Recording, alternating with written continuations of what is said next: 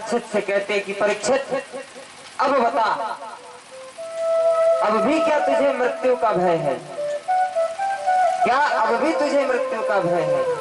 बोले नाथ मृत्यु? बोले क्या है मृत्यु? अरे बोले शरीर, ये शरीर है, ये मेरा शरीर है। जिस प्रकार मनुष्य अपने पुराने वस्त्रों को बदलता है, उसी प्रकार आत्मा नया शरीर धारण करती है। और महाराज अब मृत्यु का मुझे भय नहीं है। क्यों? अब तो मुझे ज्ञान प्राप्त हो गया है, और ये ज्ञान जो मुझे प्राप्त हुआ है, ये नाथ ये सब आपकी कृपा है, और मृत्यु का अब मुझे कोई भय नहीं है। जैसा ऐसा कहा कि राजन अब तुझे समझ आ गया, और अपने इस मन को तू क्या कर, अब इसको भटकाना छोड़, और मृत्यु का तुझे जब भय नहीं है तो इस मन को कहाँ लगा? उस हरि के चरणों में लगा। क्योंकि महाराज मन तो भटकता है, तो इस मन को मत भटका, और अपनी जो इंद्रियों के जो घोड़े हैं उसको कहाँ लगा? भगवान के चरणों में। और सुखदेव जी महाराज राजा परीक्षित से कहते हैं क्या कि देख रा इंद्रियों के घोड़े भगे, उन पे हरदम ये संयम के कोड़े लगे, अपने रथ को समार्ग लगाते चलो, कृष्ण गोविंद गोपाल गाते चलो। अपने मन को भगवान के चरणों में लगा, और ऐसा कह करके कि देख आज धीरे धीरे 7वां दिन पूर्ण हो रहा है। अरे ये कथा भगवान की हम यहीं विश्राम की ओर जा रहे हैं, ऐसा उपदेश किया। अब तेरा काम क्या है? अब सब तूने कर लिया है, अब एक काम है। कौन सा? भगवान को, भगवान के चरणों में अपने मन को लगा और उन्हीं का स्मरण कर। ऐसा कहा। भगवान सुखदेव जी का पूजन किया, और पूजन करने के बाद में सुखदेव महाराज की राजा परीक्षित ने विदाई की। यहाँ से सुखदेव जी महाराज की विदाई हो गई, और अब कथा कह कौन रहा है? सूत जी महाराज। नैमिषारण्य तीर्थ में 88,000 ऋषियों से सूत जी महाराज कहते कि देखो ऋषियों, सुखदेव जी महाराज की विदाई होने के बाद में राजर्षि परीक्षित अब मृत्यु का उनको भय नहीं है, अब मृत्यु का भय नहीं है, लेकिन अब उनको डर कौन सा है कि मैंने जो पाप किया था उसका आज मुझे दंड मिलने वाला है, मैंने जो अपराध किया था उसका आज मुझे दंड मिल जाएगा। तो क्या किया? अपने पुत्र को बुलाया, और पुत्र को बुलाकर कहा देख श्राप लगा है, एक महात्मा के गले में मैंने मरा हुआ सर्प डाल दिया था, लेकिन पाप तो मुझसे हुआ था, और दंड अब मुझे भोगना है। देख अब मुझे कोई जीवित कर नहीं सकता, और अब मुझे जाना है, और इस शरीर को अब जाना है। तो देख तेरा काम क्या है? जैसे मैंने इस पृथ्वी का राज्यभार संभाला, अपनी प्रजा का पालन किया, वैसे तू भी अपने पूर्वजों की ख्याति पर कलंक मत लगने देना। समझाया, और जैसे समझाया इसने विचार लगाया कि देखो जब तक मैं जीवित हूँ तब तक मेरे पिता को अगर कोई मार दे ऐसा हो जाए संभव नहीं है। तो क्या किया ये महाराज जी राजा परीक्षित एक अपना सारा कार्य करके तक्षक की राह देख रहे हैं, यज्ञ मंडप में बैठे हुए हैं खम्भ से टिक करके, और इन्होंने ऐसी व्यवस्था लगाई जन्मेजय ने, कौन सी कि कहीं से वो तक्षक आ ना जाए, ऐसी व्यवस्था बनाई। सैनिकों को खड़ा कर दिया, अनेक ब्राह्मणों को बुला करके मंत्र से द्वार बंद कर दिए, अनेक प्रकार की व्यवस्था कि उसका कहीं प्रवेश होना नहीं चाहिए।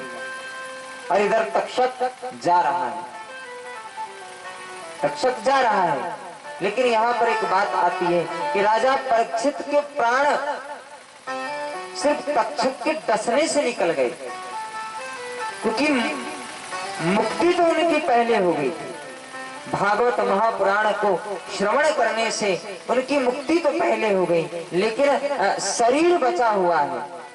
मुक्ति तो पहले प्राप्त हो गई, क्योंकि शरीर श्राप पूर्ण होना है। तक्षक आया, उसका स्पर्श हुआ और राजर्षि परीक्षित का मोक्ष हो गया। लेकिन हम ये कह दें कि तक्षक के काटने से राजा परीक्षित चले गए, तो बिल्कुल गलत बात है। तक्षक जा रहा है और जाते जाते मार्ग में एक ब्राह्मण मिल गए। ब्राह्मण से पूछा, महाराज आप कहाँ जा रहे भाई? बोले देखो मैं आज किसी के प्राण बचाने जा रहा हूँ।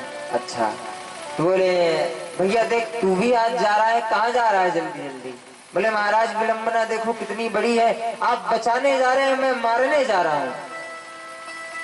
बोले मारने जा रहे हैं? बोले हाँ।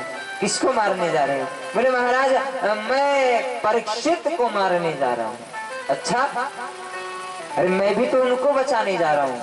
तो हंसने लगा, और जैसे हंसने लगा तक्षक पूछा, अरे मैं किसी को डस दूं और उसको डसने के बाद अगर कोई बचा ले तो ये तो बिल्कुल गलत बात है। हंसने लगा। बोले महाराज एक काम करो, लौट जाओ यहाँ से। क्यों? बोले अगर मैं किसी को डस दूं तो ऐसा त्रिलोकी में कोई है नहीं जो उसको जीवित कर दे। अभिमान था थोड़ा, जैसे कहा भैया देख चल तू तेरा काम कर ले, मैं मेरा काम कर लेता हूँ। बोले नहीं महाराज, आज तो परीक्षा हो जाए, जब आप बचाने जा रहे हो तो कुछ तो बात होगी। जैसे कहा देख रहा भैया परीक्षा की कोई बात नहीं, तू कह रहा है तो चल ठीक, तू तेरा काम करना, मैं मेरा काम करूंगा। लेकिन माने नहीं। बोले नहीं परीक्षा तो करना पड़ेगा। और जैसे कहा परीक्षा करना पड़ेगा। बोले चल भैया तू जिसमें राजी उसमें मैं भी राजी। बोले क्या? बोले देखो ये सामने आम का हरा भरा वृक्ष है। बोले हाँ दिखाई दे रहा है, हाँ मैं इसको डस देता हूँ, और ये डसने के बाद में इसको तुम पुनर्जीवित कर देना। जैसे कहा तक्षक गया और इसने उस आम के हरे भरे वृक्ष को डस दिया। जैसे डसा वो हरा भरा आम का वृक्ष पल भर में राख ही राख हो गया। अब कहा भैया देख चल इसको जैसा का वैसा करके बता। जैसे कहा कि जैसा का वैसा कर, तो ब्राह्मण ने जल लिया और जल लेने के बाद में अभिमंत्रित किया, भगवान के चरणों का ध्यान किया और उस राख पर छिड़क दिया। और जैसे ही छिड़का वो जो जहाँ राख ही राख थी, पल भर में जैसा का वैसा वो वृक्ष बन गया। अब तो ये एकदम चकित हो गया कि नहीं है ये तो प्राण बचा लेगा, श्राप पूरा होगा नहीं। लेकिन श्राप तो पूरा करना है, तो चलते जा रहे हैं। भैया एक बात बता रहे, तू क्यों जा रहा है वहां प्राण बचाने? बोले देखो प्राण इसलिए बचा रहा हूं कि अगर राजा परीक्षित कहीं चला गया तो आज ये कलयुग शांत बैठा है, कलयुग शांत बैठा है, और अगर वो चला गया तो न जाने फिर कलयुग अपना प्रभाव कैसा दिखाएगा। अरे ऐसा राजा त्रिलोकी में होगा नहीं। और दूसरी बात ये कि मैं गरीब हूँ, लाचार हूँ, अगर कहीं वो प्रसन्न हो गया, बच गया, तो कुछ धन मुझे दे देगा, मुझे धन दे देगा, जिससे मेरे परिवार का पालन पोषण हो जाएगा। जैसे का पालन पोषण हो जाएगा। तो अब चलते जा रहे हैं। इसने सोचा तक्षक ने कि भैया देख ये अगर बचा लेगा तो अपना काम तो बिल्कुल गलत हो जाएगा, तो क्या करें, इसको यहाँ से भगाना पड़ेगा। कैसे भगाना? तो इसने अपनी माया प्रकट की, एकदम से सामने माया प्रकट की कि अपार धन का ढीग लगा दिया, सोना चांदी हीरा मोती। एकदम से जब इसने ब्राह्मण ने धन देखा तो धन देखने के बाद में कहा ये अचानक इतना धन कैसे? बोले ये मेरी माया है। बोले तुम्हारी माया? बोले हाँ। बोले लेकिन ये धन तुझे मिल सकता है। बोले कैसे मिल सकता है? बोले अगर तुझे ये धन चाहिए तो मैं दे देता हूँ भाई। बोले चाहिए? बोले हाँ। तुम दे दोगे? बोले बिल्कुल दे देंगे। विश्वास? बोले हाँ। लेकिन एक बात है इसमें। कौन सी बात? बोले देख धन अगर मैंने तुझे दे दिया तो तुझे जाना पड़ेगा, तू परीक्षित के प्राण नहीं बचाएगा, तुझे वचन देना पड़ेगा। और जैसे का वचन देना पड़ेगा तो इसने विचार लगाया कि अगर मान लो मैंने राजा के प्राण बचा लिए तो ठीक और बच गया, और अगर उसने कहीं मुझे धन दिया तो बहुत अच्छी बात है। अब वो कितना देगा इसका कोई ठिकाना नहीं है।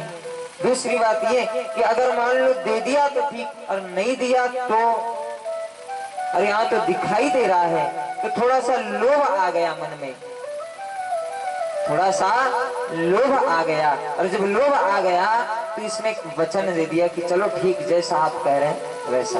अब ये गया, इसने धन बटोरा और धन बटोर करके ही गया। तक्षक ने सोचा चलो भैया अब अपना काम बन गया, अब अपना काम हो गया। और जैसे काम बन गया तो तक्षक अब मंडप में पहुंच रहा, यज्ञ मंडप में। जैसे यज्ञ मंडप में पहुंचा तो इसको कहीं रास्ता दिख नहीं रही है कि कहां से जाऊं, कहां से जाऊं, कैसे जाऊं। क्यों? क्योंकि चारों तरफ ऐसी व्यवस्था जन्मेजय ने की है कि आज तो मेरा अंदर प्रवेश संभव नहीं है। क्या करें, क्या करें, क्या करें, विचार कर रहा है। और इतने में इसको दिखाई क्या दिया कि एक माली माला लेकर के जा रहा है, एक माली माला लेकर के जा रहा है राजा को पहनाने के लिए, परीक्षित महाराज को। इसने सोचा कि अपना एक काम बन सकता है। कौन सा? कि अगर मैं छोटा स्वरूप धारण करूं, माला में बैठ जाऊं, तो मैं बिल्कुल अंदर जा सकता हूं। इसने बिल्कुल ऐसा किया, एकदम छोटा सा स्वरूप बनाया और छोटा सा स्वरूप बना करके वो माली माला ले जा रहा था, उसी माला में अपना रूप बना करके बैठ गया। और जैसे बैठा उस माली ने माला ली और महाराज के गले में डाली। और जैसे डाली अपना विकराल स्वरूप तक्षक ने प्रकट किया और प्रकट करके क्षण भर में अपना काम कर लिया। लेकिन यहाँ पर एक बात आती है, जैसे स्पर्श लगा राजा परीक्षित का जो शरीर है जल करके भस्म हो गया। जैसे भस्म हुआ हाहाकार मच गया चारों तरफ, तक्षक निकल करके भाग गया। लेकिन यहाँ पर एक बात आती है कि तक्षक के डसने से ही राजा परीक्षित के प्राण गए क्या? नहीं, मोक्ष तो पहले ही उनको प्राप्त हो गया था, लेकिन श्राप को पूर्ण करना था। वो तो तक्षक आया, माला डाली और माला डलते ही जब स्पर्श हुआ तक्षक का, श्राप पूर्ण हुआ और राजा परीक्षित का मोक्ष हो गया। अब जैसे हाहाकार हो गया, ये तो बिल्कुल घबरा गए, चारों तरफ हल्ला हो गया कि महाराज को किस तक्षक ने डस लिया। ये आवाज पहुंची कहाँ? जन्मेजय के पास।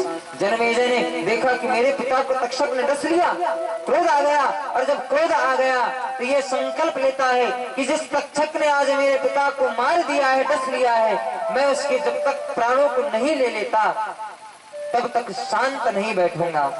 ब्राह्मणों को फिर से बुलाया और फिर से बुला करके उसी यज्ञ मंडप में अग्नि जल रही थी, उसको ब्राह्मणों को बुला करके कहा, देखो जैसा तक्षक ने मेरे आज पिता को डस दिया है, उसको इस यज्ञ मंडप में गिराओ, उसकी आहुति देना है। सब ब्राह्मण आ गए, वेद मंत्रों को उच्चारण करने लगे और तक्षक का आवाहन किया। तो जैसे आवाहन किया, अनेक प्रकार के नाना कोटि के सर्प, नाना प्रकार के उस यज्ञ मंडप में एक एक करके गिरने लगे।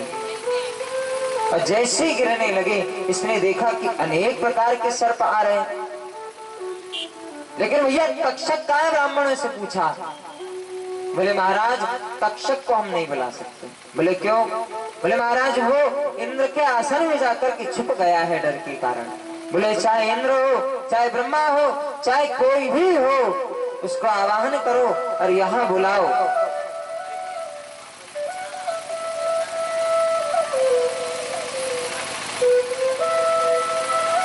कोई भी हो उसको बुलाओ, उसका आवाहन करो, चाहे इंद्र हो, इंद्र का आवाहन करो और उसको बुलाओ, इस यज्ञ मंडप में गिराओ। लेकिन आज मेरे हृदय में ये पीड़ा हो रही है, उसको शांत करो, आवाहन करो। तो इंद्र का आवाहन किया और जैसे इंद्र का आवाहन किया, आज होता क्या है, देवराज इंद्र पर आसन सहित और तक्षक का आवाहन जैसे किया, आसन सहित आने लगे।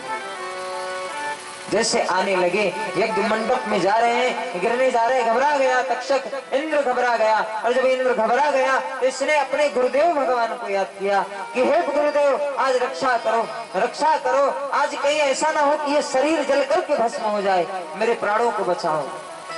इंद्र ने आराधना की, बृहस्पति जी की, प्रकट हो गए। और तक्षक भी आराधना करता है किसकी? आस्तिक मुनि की। दोनों प्रकट हुए और प्रकट होकर के सीधे पहुंचे कहा? जन्मेजय के पास। और जन्मेजय से कहा, अरे जन्मेजय, ये क्या कर रहा है तू? बोले महाराज क्या कर रहा है? अरे जिसने मेरे पिता को मार दिया, आज मैं उसको मार रहा हूँ, मैं प्रतिशोध ले रहा हूँ। बोले ये ठीक बात नहीं है। क्यों? अरे बोले देख, पहली बात तो ये है कि तेरे पिता को श्राप लगा था और श्राप को पूरा होना था, इसमें उस तक्षक का कोई दोष नहीं है। और देख, तू तक्षक को मार सकता नहीं, अगर वो यज्ञ मंडप में आ भी गया तो भी मरेगा नहीं। क्यों? क्योंकि तक्षक अजर अमर है। देख, इसको मार सकता नहीं है, तो ऐसा कर, इस यज्ञ को तू बंद कर दे। और तेरे पिता का क्या भाग्य रे कि जिस देवताओं ने श्रीमद् भागवत महापुराण के अमृत का पान नहीं किया, ऐसा अमृत का पान तेरे पिता ने किया। साक्षात कन्हैया ने जिसको गर्भ में दर्शन दिए हो, तेरे पिता की कोई बात नहीं है उनके भाग्य की।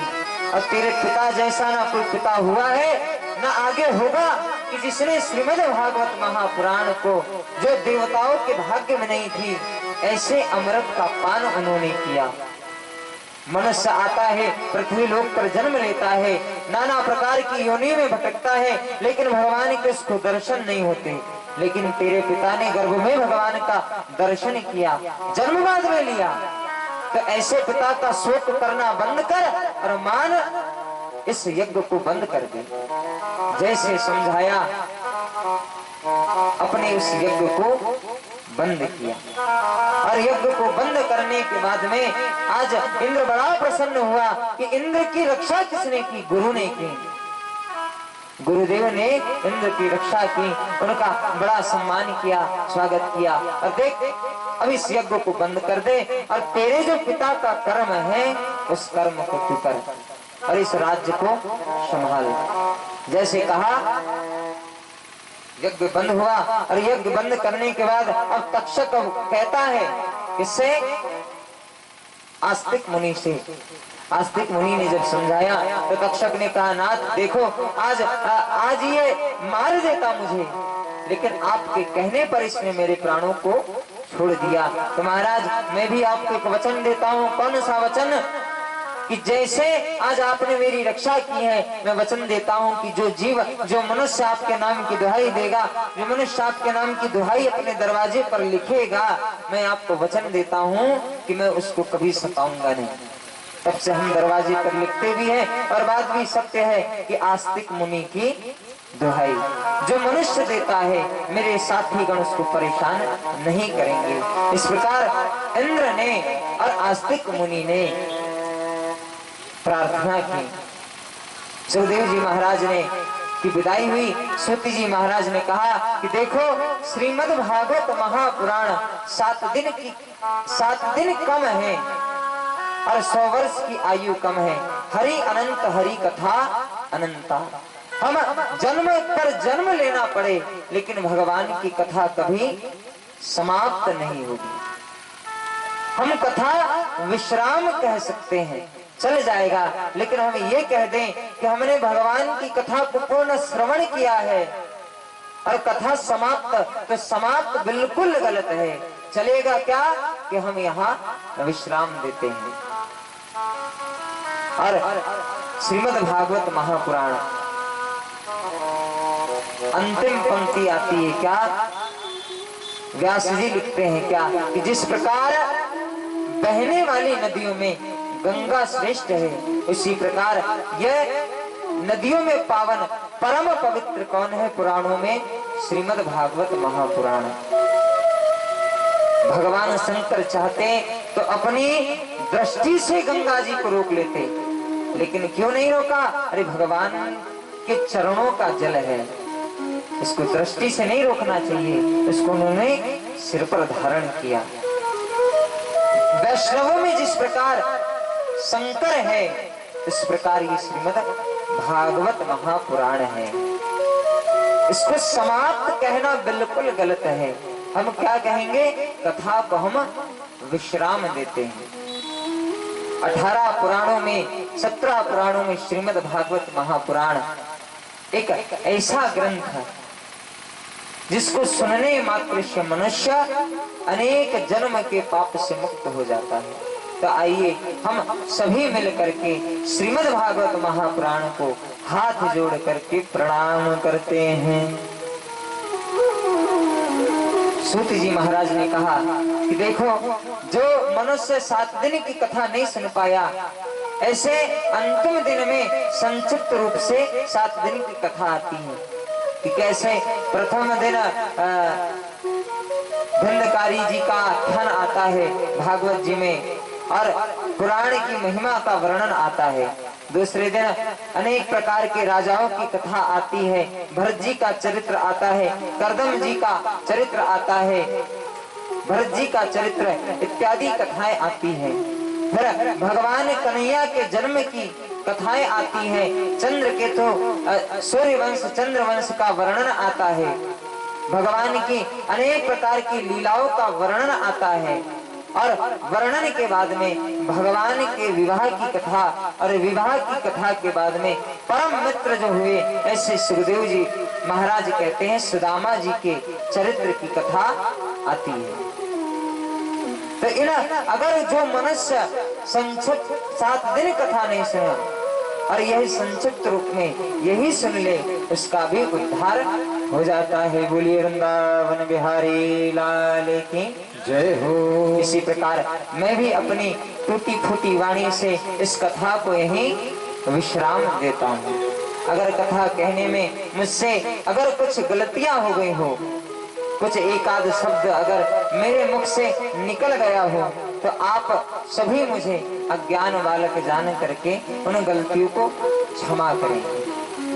आइए कथा और आरती के पर्व 5 मिनट हम भगवान नाम का कीर्तन करते हैं। एक बार दोनों हाथ उठाकर भगवान नाम की जयकारा। बोले वृंदावन बिहारी लाल की, श्रीमद् भागवत महापुराण की।